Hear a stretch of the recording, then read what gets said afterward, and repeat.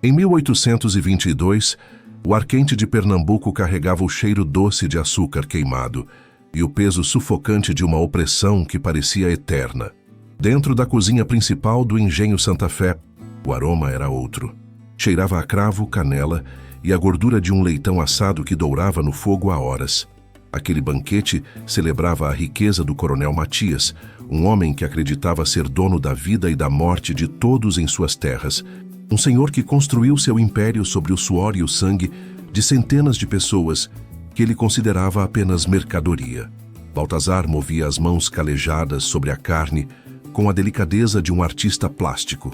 Embora o coração dele estivesse frio como uma pedra de rio, o senhor de engenho via naquele escravo apenas uma ferramenta útil, um par de mãos talentosas capazes de agradar os convidados mais exigentes da província e de elevar o status da fazenda. O que o coronel não sabia, e nem poderia desconfiar em seus piores pesadelos, era que aquelas mesmas mãos que temperavam o jantar estavam, na verdade, preparando uma sentença de morte irrevogável.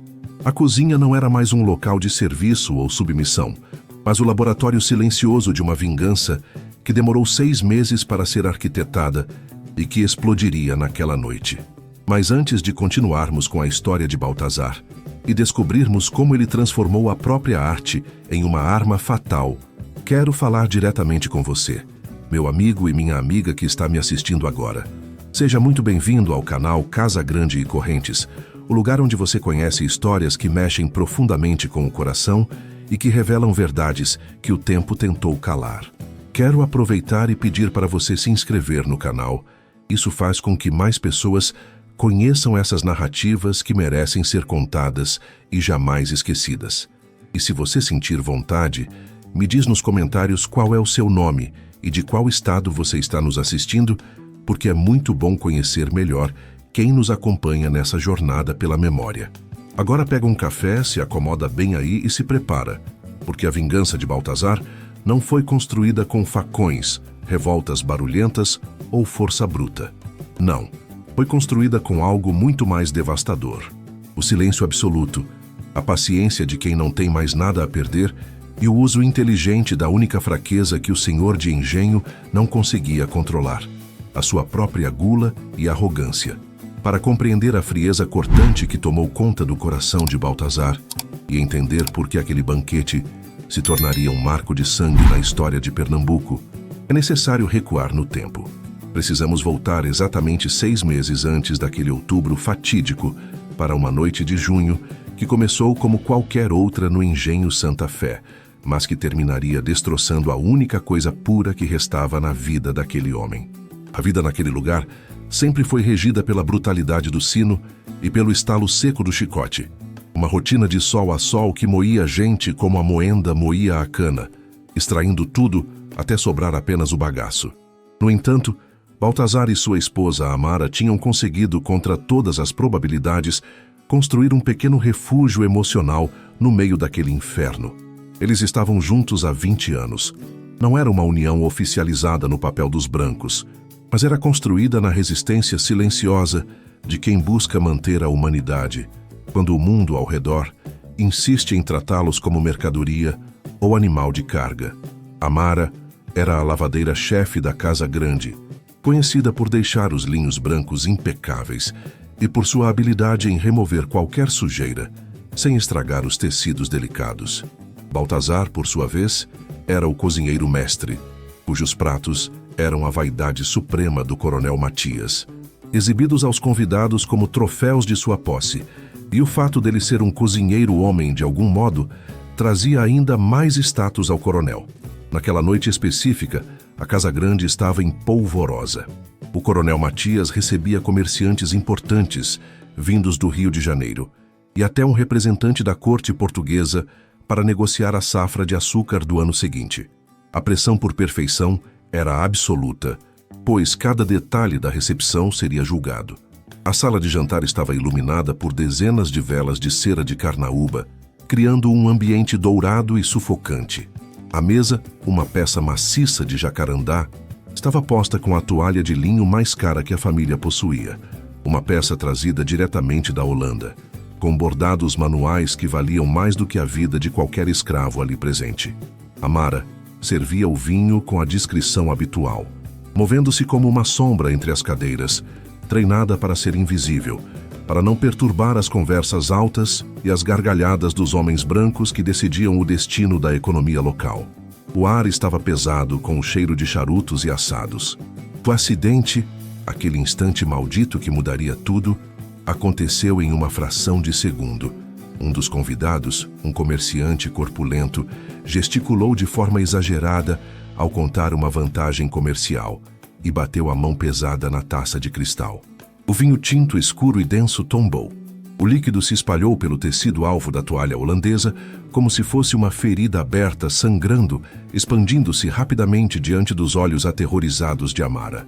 O silêncio que caiu sobre a mesa foi imediato e terrível. A música parou. O convidado, constrangido, tentou balbuciar um pedido de desculpas, mas a fúria do coronel Matias não se dirigiu ao homem rico sentado à sua direita. Ele não podia fazer isso. Então os olhos do senhor de engenho, que já estavam cheios de bebida e autoridade ferida, fixaram-se em Amara. Na lógica distorcida e cruel daquele homem, a responsabilidade pela integridade da casa era da escrava. Não importava que ela estivesse a metros de distância, parada com a garrafa na mão. Para o coronel, a mancha na toalha era um reflexo da incompetência dela. Uma humilhação pessoal que manchava sua honra diante de visitas tão ilustres. Ele se levantou derrubando a cadeira para trás. Gritou que a negligência dela era inaceitável, que ela tinha estragado a noite e envergonhado a família. O coronel precisava de um culpado, um bode expiatório que pudesse punir ali mesmo para demonstrar seu poder e controle absoluto sobre suas propriedades e também para aliviar a raiva que estava sentindo. A ordem foi dada com uma frieza que gelou a espinha de todos os presentes. 50 chibatadas no tronco, imediatamente, para que ela aprendesse o valor do que havia sido estragado. Baltazar estava na cozinha, terminando de montar uma travessa complexa de peixes assados, quando ouviu os gritos desesperados da esposa sendo arrastada pelos cabelos para o terreiro. O som da voz de Amara, que ele conhecia tão bem em sussurros de carinho, agora rasgava a noite em gritos de pavor. Ele largou a travessa sobre a mesa, ignorando o barulho da louça. Pela primeira vez em décadas de obediência inquestionável, o cozinheiro correu para fora, ignorando as ordens dos outros escravos para permanecer em seu posto. A cena que ele encontrou no pátio de terra batida ficaria gravada em sua memória com a nitidez de um pesadelo eterno. Amara estava sendo amarrada ao tronco, as mãos presas acima da cabeça, expondo as costas. O feitor Anselmo, um homem que parecia sentir prazer na dor alheia, preparava o chicote de couro cru, testando o peso dele no ar. O coronel assistia a tudo da varanda, com uma taça de vinho na mão, o rosto vermelho iluminado pelas tochas, esperando o espetáculo começar. O cozinheiro, num ato de desespero suicida, tentou intervir. Ele atravessou o terreiro correndo e se jogou aos pés do senhor, sujando sua roupa branca de cozinha na terra vermelha. Ele implorou pela vida da companheira, chorou, ofereceu-se para receber o dobro do castigo no lugar dela. Ele argumentou que era o melhor cozinheiro, que suas mãos valiam muito, que ele aguentaria. A resposta do coronel foi um riso de escárnio, um som seco e sem humor. Ele fez um sinal rápido para o feitor. Anselmo girou o cabo do chicote e desferiu um golpe brutal no rosto de Baltazar. A madeira maciça abriu um corte profundo logo abaixo do olho esquerdo, o sangue jorrando quente e cegando sua visão momentaneamente. Tonto, sangrando e segurado por outros 2 capatazes que o impediam de se mover, Baltazar foi obrigado a assistir. Ele viu o chicote subir e descer. Ouviu o som do couro rasgando a pele e a carne da mulher que amava. Contou cada golpe, não em números, mas em pedaços de sua própria alma que eram arrancados. 50 vezes o estalo soou. 50 vezes o corpo de Amara estremeceu até parar de se mover, pendurado pelas cordas como uma boneca de pano quebrada. Tudo isso por causa de uma mancha em um pedaço de linho que poderia ser lavado ou substituído. Quando finalmente soltaram Amara, ela já estava inconsciente, as costas transformadas em uma massa irreconhecível. Baltazar a carregou nos braços para a senzala, sentindo o corpo dela leve, frágil e febril. Durante 2 semanas intermináveis, ela lutou contra a morte que rondava a esteira de palha onde ela dormia. Ele usou todo o conhecimento de ervas que sua avó lhe ensinou, roubou caldos fortificantes da cozinha sob risco de morte e passou noites em claro limpando as feridas que insistiam em infeccionar. Mas a brutalidade do castigo tinha sido excessiva. A febre veio forte, consumindo a vida dela dia após dia. Na última madrugada, quando a respiração de Amara se tornou curta e arrastada, ela abriu os olhos e apertou a mão do marido. Não havia ódio no olhar dela, apenas uma tristeza profunda e um pedido silencioso para que ele não desistisse de viver. Ela morreu antes do sol nascer. Baltazar não chorou naquele momento. A dor era grande demais para lágrimas. Enquanto velava o corpo da única pessoa que amava, algo dentro dele mudou. O medo que o mantivera de cabeça baixa por tantos anos evaporou, dando lugar a uma determinação. O coronel Matias havia tirado tudo dele por causa de uma toalha. Agora Baltazar tiraria tudo do coronel, usando a única coisa que o senhor valorizava nele: a comida. O plano que começou a se formar na mente de Baltazar não era um ato impulsivo de quem busca aliviar a raiva imediata, mas uma estratégia calculada com a frieza de quem já perdeu a própria alma. Ele sabia que matar o coronel com uma faca ou uma pedra seria fácil, mas inútil. Ele seria pego, torturado e morto no mesmo dia, e o senhor viraria um mártir. Baltazar queria algo maior. Ele queria que a morte viesse de dentro, que a própria ganância e o prazer do coronel fossem os veículos de sua destruição. Para isso, ele precisava recorrer a conhecimentos antigos, segredos que a avó africana havia lhe passado em sussurros nas noites de lua cheia, quando ele ainda era apenas um menino, aprendendo a diferenciar o que alimenta do que mata. Havia uma lenda entre os mais velhos sobre uma raiz específica, conhecida nas tradições proibidas como suspiro da terra. Não era um veneno comum como o chumbinho ou a cicuta, que deixavam rastros óbvios e matavam com convulsões imediatas e espalhafatosas. O suspiro da terra era traiçoeiro, discreto e implacável. Era uma raiz tuberosa, que crescia apenas nas partes mais úmidas e sombrias da Mata Atlântica, escondida sob camadas de folhas mortas e longe dos olhos de quem não soubesse exatamente o que procurar. A característica mais aterrorizante dessa planta era a sua reação química específica. Quando seca e moída, ela se transformava em um pó cinzento sem cheiro e quase sem sabor. Se ingerida sozinha, causava apenas um desconforto gástrico que passava em algumas horas. O segredo mortal, no entanto, estava na combinação. Se o pó fosse misturado com gordura animal aquecida e, em seguida, entrasse em contato com uma grande quantidade de álcool no estômago da vítima, a mistura se tornava uma bomba. A reação causava uma falência sistêmica rápida e dolorosa, queimando os órgãos internos como se a pessoa tivesse engolido lava, simulando um ataque cardíaco fulminante ou uma congestão fatal. Nas semanas que se seguiram ao enterro solitário de Amara, Baltazar mudou. Ele voltou ao trabalho na cozinha com uma eficiência robótica, sem nunca levantar os olhos ou reclamar. Aos poucos, ele começou a pedir permissão para ir à orla da mata buscar temperos frescos, frutas silvestres e ervas aromáticas para inovar no cardápio da Casa Grande. O coronel Matias, vaidoso e sempre ávido por novidades culinárias que pudesse exibir aos seus convidados, autorizava as saídas. No entanto, a confiança nunca era total. O feitor Anselmo, cuja desconfiança era sua marca registrada, sempre mandava um capataz acompanhar o cozinheiro, ou ia ele mesmo, vigiando cada passo de longe, com a mão no cabo do chicote.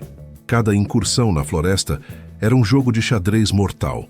Baltazar caminhava entre as árvores centenárias com os sentidos aguçados, ignorando o canto dos pássaros e o vento nas folhas para focar apenas no chão. Ele colhia cestos cheios de pitangas, araçás e folhas de louro selvagem para justificar sua presença e acalmar a vigilância do feitor.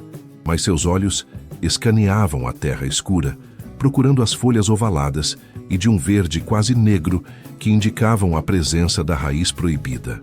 O medo de ser descoberto era constante, pois qualquer movimento suspeito poderia resultar em uma revista e no fim de seu plano. Foi em uma tarde abafada de agosto, quando o sol filtrava pouco através da copa densa das árvores, que ele finalmente a encontrou. A planta estava aninhada entre as raízes expostas de uma gameleira enorme, quase invisível para olhos destreinados. O momento da colheita exigiu nervos de aço. Baltazar ouviu o som de passos esmagando folhas secas e sabia que Anselmo estava se aproximando para verificar o que ele estava fazendo parado no mesmo lugar por tanto tempo. Com a rapidez adquirida em anos de cozinha, ele se ajoelhou fingindo colher musgo para decorar as travessas. Enquanto uma mão arrancava o musgo inofensivo, a outra cavava a terra úmida, puxando a raiz tuberosa e retorcida. Ele a limpou rapidamente na própria calça e a escondeu dentro da faixa de tecido cru que usava na cintura. Tudo em um movimento fluido. Quando o feitor apareceu por trás de uma samambaia gigante, perguntando com voz grossa o que ele tanto fazia agachado, Baltazar levantou-se calmamente, o rosto impassível, mostrando apenas um punhado de cogumelos e musgo. A tensão no ar era densa, mas a arrogância de Anselmo o impedia de imaginar que aquele escravo submisso carregava a morte na cintura. O processo de preparar o veneno foi feito nas madrugadas de insônia, dentro da senzala abafada.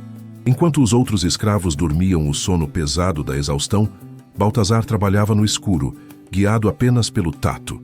Ele secou a raiz escondendo-a nas cinzas mornas do fogão de lenha durante o dia, aproveitando o calor residual enquanto cozinhava para a família do senhor. Depois usou uma pedra lisa de rio para moer o tubérculo seco, até que ele virasse um pó fino e impalpável. Cada movimento de moagem era acompanhado pela lembrança do rosto de Amara, transformando a dor do luto em combustível para a vingança. Baltazar guardou o pó finalizado em um pequeno saquinho de couro que ele mesmo costurou, mantendo-o pendurado no pescoço por baixo da camisa suja de fuligem. Dia e noite, ele conviveu com o peso daquele veneno contra o peito por quase 2 meses, sentindo-o queimar sua pele como um lembrete constante de sua missão. Ele sabia que não podia desperdiçar aquela única chance. Não poderia ser um jantar qualquer de terça-feira. Tinha que ser um momento grandioso, onde a guarda do coronel estivesse baixa pela euforia e a celebração estivesse no auge. E a oportunidade perfeita surgiu quando o senhor anunciou o grande banquete de outubro. Seria a maior festa que o engenho Santa Fé já tinha visto para celebrar a expansão das terras. Baltazar soube naquele instante que seria também a última ceia do coronel.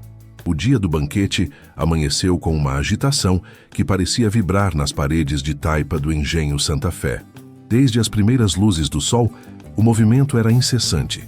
Carruagens luxuosas chegavam levantando poeira na estrada de terra, trazendo os senhores do açúcar, políticos influentes e grandes comerciantes da província, todos ansiosos para desfrutar da hospitalidade lendária do coronel Matias e da comida que era preparada por um escravo. A casa grande estava sendo decorada com flores tropicais. Tapetes persas foram estendidos e as melhores louças de porcelana foram retiradas dos armários trancados. Na cozinha, o calor era infernal, quase irrespirável. O fogo nos grandes fornos de barro crepitava sem parar, consumindo lenha e elevando a temperatura a níveis sufocantes. Baltazar comandava aquele espaço com a autoridade de um general em campo de batalha. Ele coordenava uma equipe de 3 ajudantes, dando ordens precisas e curtas sobre o corte milimétrico dos legumes, o ponto exato das caldas de doce e a limpeza dos peixes. Mas havia uma tarefa que ele não delegava a ninguém: a preparação do prato principal, o leitão assado à moda da casa, a estrela indiscutível da noite. O leitão, um animal jovem e gordo, selecionado a dedo pelo próprio coronel, havia sido abatido no dia anterior e deixado em uma marinada especial de vinho branco, alho, louro, pimenta do reino e ervas finas. Baltazar retirou a carne do tempero e a colocou sobre a mesa de madeira grossa e gasta no centro da cozinha.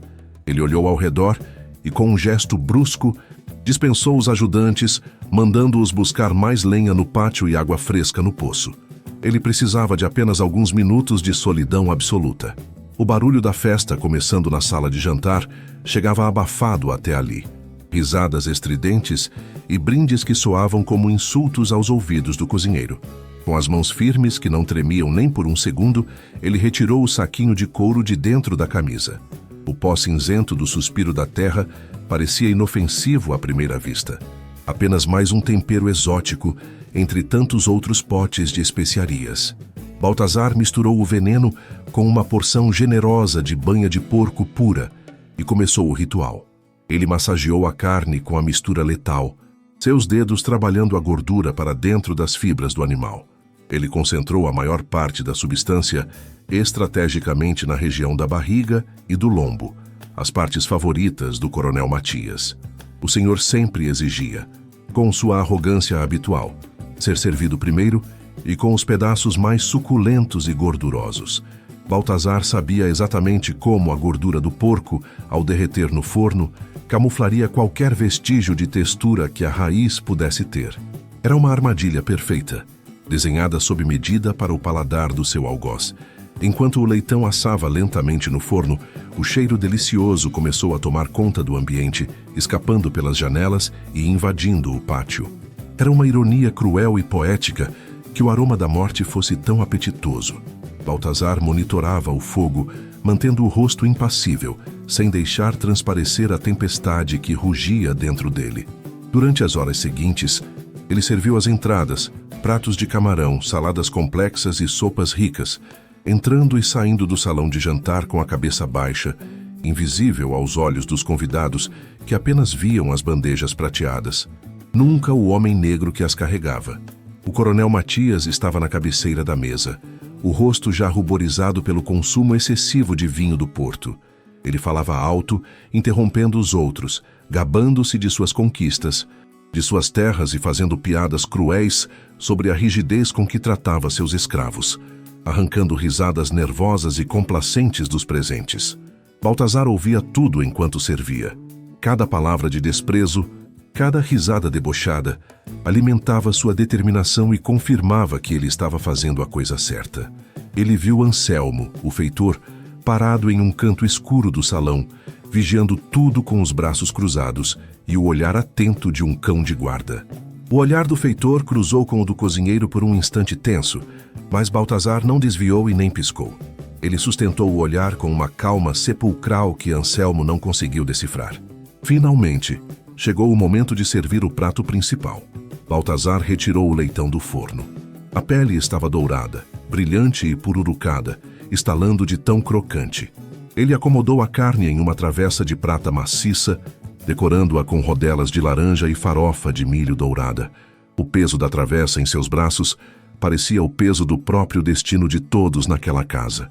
Ele caminhou pelo corredor que ligava a cozinha ao salão, sentindo o calor da carne contra seu peito, ouvindo o som de seus próprios passos. Ao entrar na sala de jantar, as conversas cessaram por um momento para admirar o banquete. O coronel bateu palmas, exclamando que aquele era o rei dos leitões e que Baltazar tinha se superado mais uma vez.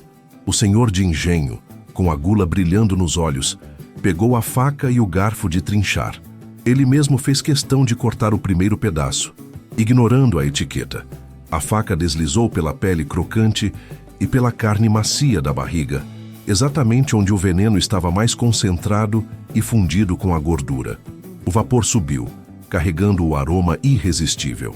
Baltazar permaneceu parado ao lado da mesa, as mãos cruzadas nas costas, assistindo ao seu algoz levar o primeiro pedaço à boca. O coronel mastigou com prazer, fechou os olhos em êxtase e engoliu. A sentença estava assinada e o julgamento havia começado. O jantar seguiu com a animação típica e excessiva das festas da elite colonial, ignorante do drama que se desenrolava em seus corpos. O coronel Matias, encantado com o sabor, repetiu o prato 2 vezes, elogiando a textura da carne e a habilidade divina de seu cozinheiro, sem saber que elogiava seu próprio carrasco. Ele comeu com a voracidade de quem acha que o mundo existe para servi-lo, ingerindo uma quantidade letal da raiz misturada à gordura. Para completar a reação química necessária e fatal, o senhor ergueu sua taça de cristal cheia de aguardente envelhecida, uma bebida forte e pura, e propôs um brinde à prosperidade eterna de sua linhagem e ao domínio sobre suas terras. O álcool desceu queimando a garganta, encontrando a gordura envenenada no estômago e iniciando a reação violenta que a avó de Baltazar havia descrito. Era como acender um pavio dentro de um barril de pólvora. Os primeiros sinais foram sutis, quase imperceptíveis em meio à algazarra. O coronel parou de falar no meio de uma frase pomposa e levou a mão ao peito, franzindo a testa como se sentisse uma azia forte e repentina. Ele soltou um arroto abafado e tentou rir culpando a comida pesada. Mas o riso morreu em seus lábios quando um suor frio começou a brotar em sua testa. Baltazar, que agora servia a sobremesa em uma mesa lateral, a poucos metros de distância, observava cada microexpressão. Ele não sentia prazer, apenas uma atenção clínica. Ele sabia que o tempo estava correndo e que o veneno não falharia. De repente, a face do coronel mudou drasticamente de cor, passando do vermelho vivo da embriaguez para um tom pálido, quase cinzento, como cinzas de fogueira. Matias tentou se levantar da cadeira para tomar ar, mas suas pernas não responderam aos comandos. O suspiro da terra estava agindo com precisão, paralisando os músculos das extremidades e concentrando o ataque nos órgãos vitais. Era como se ele tivesse engolido brasas vivas que corroíam tudo por dentro. O senhor de engenho soltou um gemido, um som animalesco de dor pura que silenciou o salão inteiro instantaneamente. A taça de cristal, ainda com um resto de aguardente, escorregou de seus dedos trêmulos e se estilhaçou no chão de madeira nobre, o som do vidro quebrando ecoando como um tiro. A esposa do coronel gritou, levantando-se e derrubando sua cadeira, e os convidados entraram em pânico. Alguns acharam que ele estava engasgado com um osso e correram para bater em suas costas, mas Matias começou a convulsionar na cadeira, o corpo rígido e os olhos revirados. A espuma branca, misturada com fios de sangue, começou a sair pelo canto de sua boca trêmula. O veneno era impiedoso e não dava margem para socorro. A dor que o coronel sentia era absoluta. Uma destruição interna que não deixava espaço para pensamentos ou arrependimentos, apenas para a agonia de sentir a vida sendo arrancada à força. No meio do caos absoluto, com gente gritando por médicos que estavam a horas de distância, os olhos do coronel Matias, injetados de sangue e terror, buscaram algo na sala. Eles não procuraram a esposa nem os amigos ricos. Eles varreram o ambiente freneticamente até encontrar Baltazar. O cozinheiro estava parado, imóvel como uma estátua no meio da confusão. Ele não corria para ajudar, não gritava, não demonstrava medo ou surpresa. Ele apenas olhava, com o rosto sereno de quem assiste ao pôr do sol. E naquela troca de olhares final, no meio do barulho ensurdecedor do pânico, houve um momento de clareza terrível. O coronel entendeu. Através da névoa da dor, ele viu a verdade nua e crua nos olhos do escravo que humilhou a vida inteira. Ele viu a mancha de vinho na toalha, o tronco manchado de sangue, o corpo de Amara sem vida. Ele percebeu, no último segundo de consciência, que não era uma doença ou um acidente e que sua própria gula, sua vaidade e crueldade haviam sido os ingredientes de sua morte. Baltazar não sorriu. A vingança não lhe trouxe alegria, apenas um senso de dever cumprido, um equilíbrio cósmico restaurado. O coronel desabou sobre a mesa, arrastando a toalha de linho holandês, a mesma toalha que iniciou toda a tragédia, e derrubando as travessas de comida no chão. O banquete estava destruído, misturado ao corpo agonizante do homem que se achava um deus na terra. Anselmo, no feitor, correu empurrando os convidados para tentar socorrer o patrão, mas já era tarde demais. O coração do coronel Matias parou, fulminado pela mistura tóxica que ele mesmo ingeriu com tanto prazer e arrogância. A festa tinha se transformado em um velório grotesco, em questão de minutos. O corpo do coronel jazia no chão, cercado pelos restos do leitão que ele tanto adorava. Baltazar deu as costas para a cena dantesca, não precisava ver mais nada. Ele caminhou lentamente em direção à cozinha, deixando para trás o inferno que havia ajudado a criar. Pela primeira vez em 6 meses, ele sentiu que o peso sufocante em seu peito havia desaparecido, dando lugar a um vazio silencioso. Baltazar entrou na cozinha enquanto o mundo desabava lá fora, e a primeira coisa que fez foi lavar as mãos. Ele foi até a bacia de pedra, pegou o sabão feito de cinzas e gordura e esfregou a pele com uma calma ritualística. Ele limpava os dedos, as palmas e os punhos, removendo qualquer vestígio de gordura, de tempero ou de culpa. O barulho lá fora continuava intenso, gritos de ordem dos capatazes, o choro histérico da viúva, cavalos relinchando com a movimentação brusca. Mas dentro do seu domínio, Entre as panelas e o fogo que morria, reinava o silêncio absoluto. Os ajudantes de cozinha haviam fugido para a senzala, apavorados com o que tinham presenciado. Baltazar estava sozinho com sua obra. Não demorou muito para que a porta da cozinha fosse aberta com violência, batendo contra a parede. Anselmo entrou, seguido por 2 capatazes armados com bacamartes, antiga e robusta arma de fogo de cano curto e largo, pesados. O feitor estava pálido, suando frio, com os olhos arregalados de quem viu o impossível acontecer diante de seu nariz. Ele olhou para o corpo do coronel sendo coberto na sala ao lado e depois para o cozinheiro que secava as mãos tranquilamente, ligando os pontos que sua mente limitada demorou a aceitar. Não havia provas físicas ali. O saquinho de couro já tinha sido queimado no fogo assim que o tempero foi usado. E Baltazar estava na cozinha, como sempre esteve, e lavando as mãos com uma tranquilidade desproporcional ao caos que a casa se encontrava. Um homem culpado teria corrido. Teria aproveitado a confusão para se embrenhar na mata e tentar chegar a um quilombo ou sumir no mundo, mas Baltazar não se sentia culpado por um crime. Ele tinha feito a sua justiça.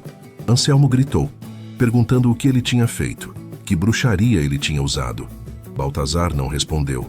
Ele não baixou a cabeça, não pediu clemência e não inventou mentiras. Ele apenas se virou e estendeu os pulsos juntos, pronto para as correntes. A dignidade monumental com que ele aceitou a prisão deixou os capatazes hesitantes por um momento. Havia uma força naquele homem que eles nunca tinham visto antes. Eles o acorrentaram e o arrastaram para fora, passando pelo corpo do Senhor que agora era apenas um volume, sob um lençol manchado de vinho e comida. Baltazar foi levado para a prisão da vila, um buraco úmido e escuro, onde aguardaria o julgamento sumário que certamente o condenaria à morte. Mas a morte não assustava um homem que já tinha perdido a vida no dia em que sua esposa morreu. Ele já era um fantasma cumprindo hora extra na terra apenas para entregar aquela mensagem. A notícia do envenenamento do poderoso coronel Matias correu a província de Pernambuco como um incêndio em canavial seco em dia de vento. Em todas as feiras, portos, mercados e principalmente dentro das senzalas à luz de fogueiras, não se falava em outra coisa. A história de Baltazar, o cozinheiro que vingou a morte da esposa servindo a morte no prato do Senhor, tornou-se uma lenda instantânea. Os detalhes do crime eram sussurrados com um misto de horror pelos brancos e de admiração secreta pelos negros.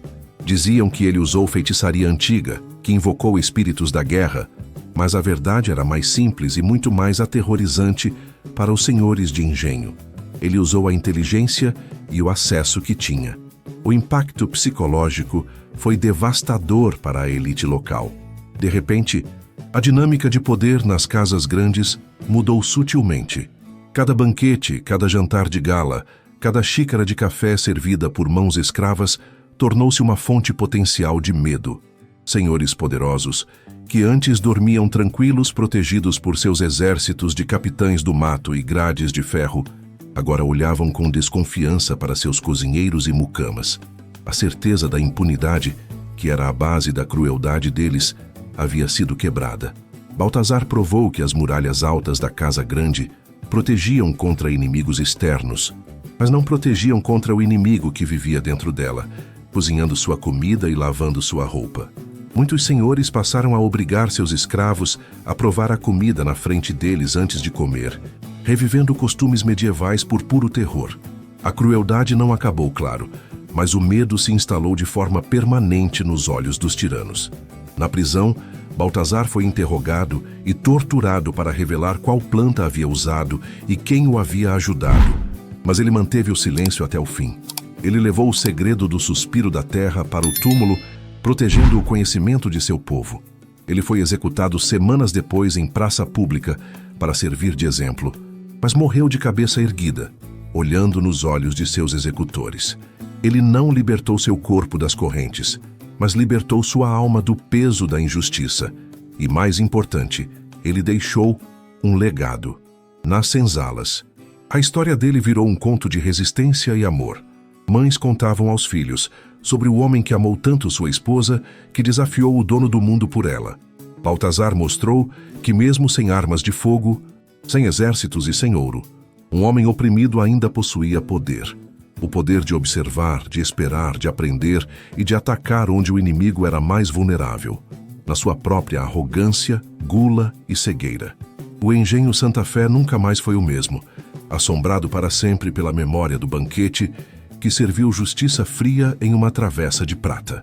A história de Baltazar e do Coronel Matias nos deixa com um sentimento complexo, um misto de choque pela brutalidade do ato final e de compreensão profunda pela dor que o motivou. Não estamos falando de uma vingança gratuita, nascida da maldade pura ou da vontade de ferir. Estamos falando da resposta extrema de um homem que foi empurrado sistematicamente para além do limite do suportável. Ele viu a mulher que amava, sua companheira de uma vida inteira, ser destruída física e moralmente por um capricho, por uma mancha de vinho em um tecido, e decidiu que a balança da justiça precisava ser equilibrada, mesmo que o preço fosse a sua própria vida. O que torna essa narrativa tão poderosa e perturbadora não é o veneno em si, mas a paciência e a frieza. Baltazar esperou meses, planejou cada detalhe, colheu a raiz sob o nariz do feitor e executou seu plano dentro da própria casa do inimigo, usando a invisibilidade que a sociedade lhe impunha como sua maior camuflagem. O Coronel Matias morreu acreditando ser intocável, vítima da própria cegueira que o impedia de ver a humanidade e a inteligência nas pessoas que ele escravizava. Ele subestimou o homem que o servia, e esse foi seu erro fatal. Essa história serve como um lembrete doloroso e necessário de que a escravidão não deixou apenas marcas físicas nos corpos, cicatrizes de chicote e correntes, mas cicatrizes profundas na alma de uma nação. Ela nos mostra que a resistência assumiu muitas formas ao longo dos séculos. Algumas foram barulhentas, como as fugas para os quilombos e as revoltas armadas. Mas outras foram silenciosas, cozinhadas lentamente no fogo de uma cozinha ou tramadas nos sussurros da senzala. Baltazar não foi um herói no sentido clássico das histórias de capa e espada, mas foi um homem que recusou ser tratado como coisa até o último suspiro, reivindicando sua dignidade da única forma que lhe restava. E agora eu quero ouvir você. O que você faria se estivesse no lugar de Baltazar, tendo perdido tudo o que amava de forma tão injusta? Você acha que a vingança dele foi a única justiça possível naquele contexto de crueldade absoluta? Deixe a sua opinião sincera aqui nos comentários, porque esse é um debate profundo sobre justiça, dor e humanidade que precisa ser feito. E não esquece de deixar o like no vídeo. Isso ajuda muito o YouTube a entender que essas histórias do nosso povo precisam ser espalhadas para mais gente. Se você ainda não é inscrito no canal, clica no botão de inscrever-se e ativa o sininho, porque toda semana eu trago uma nova narrativa emocionante sobre o período que formou o Brasil que conhecemos hoje. Histórias que revelam a força e a dor dos nossos antepassados. Gratidão por ter assistido até aqui e até a próxima história que o tempo tentou calar.